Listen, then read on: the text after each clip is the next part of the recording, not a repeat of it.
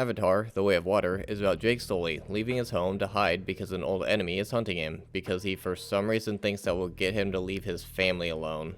There's also these whale things that they get way too preachy about.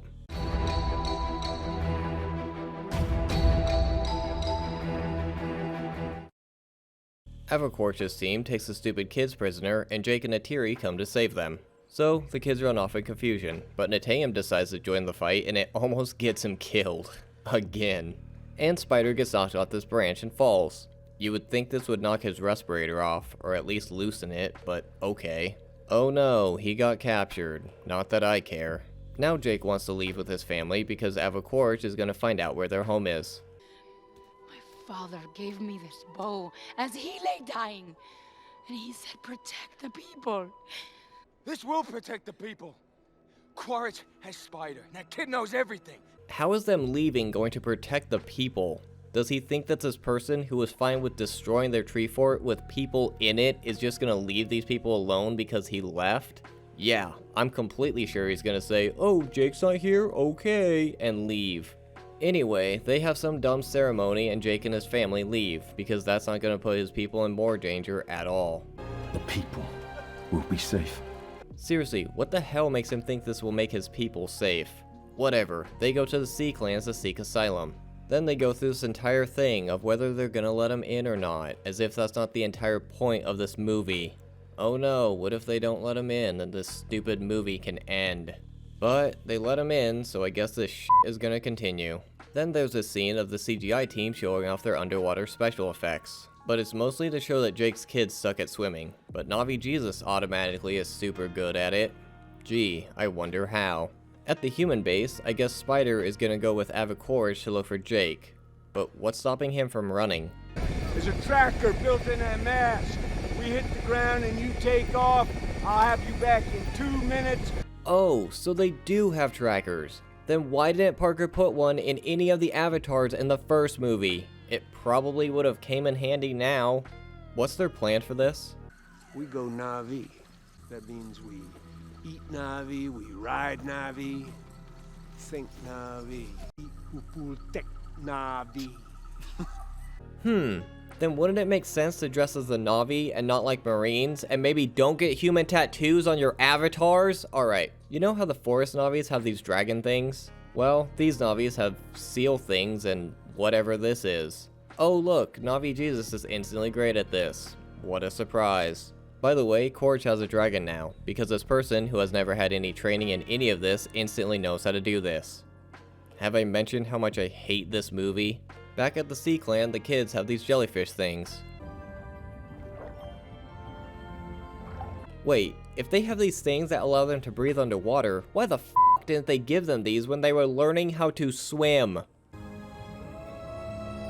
Are you serious right now? Then, I'm not remembering these damn kids' names, are making fun of Navi Jesus for being weird, which turns into an argument and then a fight. This movie has way too much of this teenage drama crap and I just don't care.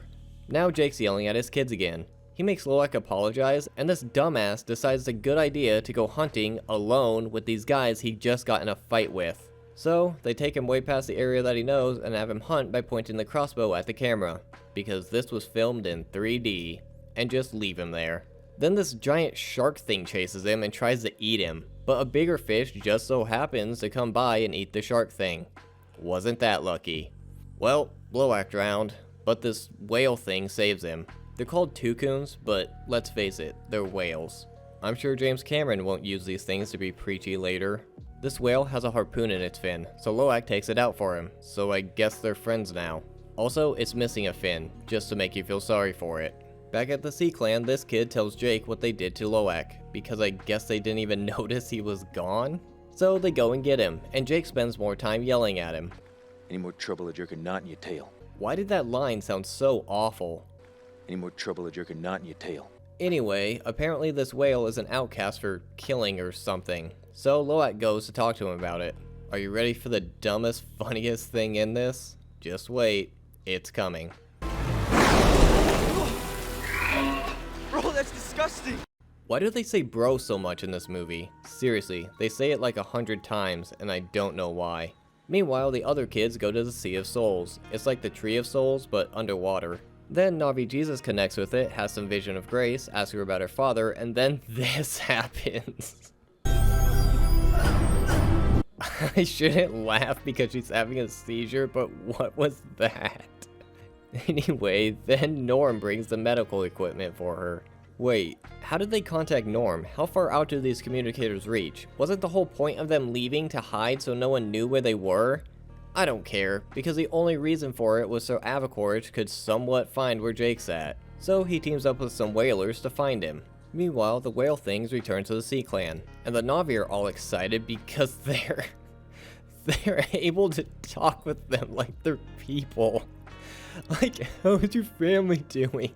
Where'd you go on vacation? Stuff like that. I'm not joking, look at this.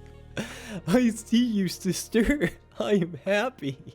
Your son is beautiful. Thank you. How's your baby? My baby is strong. What the hell?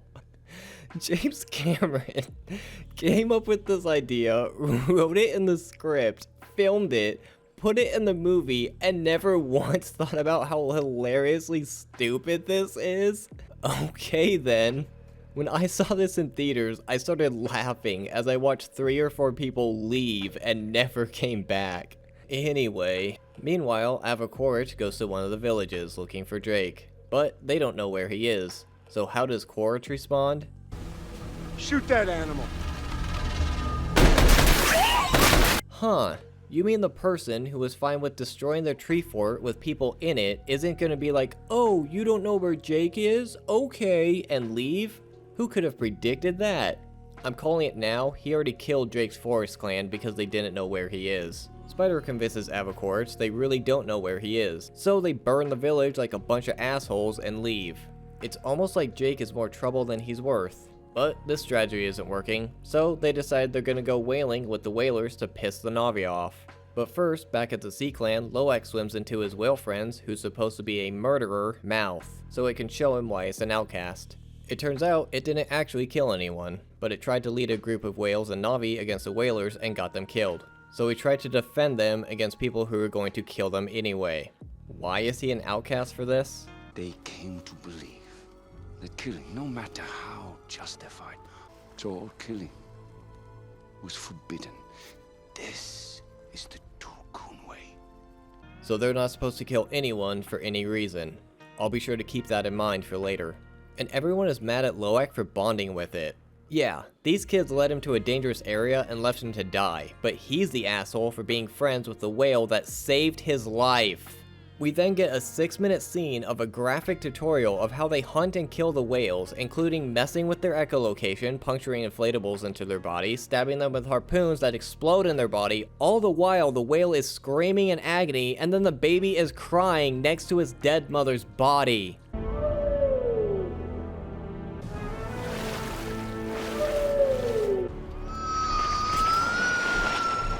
Jesus Christ, we get it. Whaling is bad. Most of the world knows whaling is bad. In fact, whaling is banned in every country in the world due to the 1986 ban by the International Whaling Commission except for Japan, Norway, and Iceland. According to the International Fund of Animal Welfare, Japan does it under the guise of scientific research, but it's suspected to be a cover for commercial whaling. Norway followed the ban but objected to it in 1993 and continues whaling. Iceland withdrew from the IWC in 1992 but rejoined with an objection clause and then resumed whaling in 2006. And according to the Humane Society of the United States, they intend to end commercial whaling by 2024.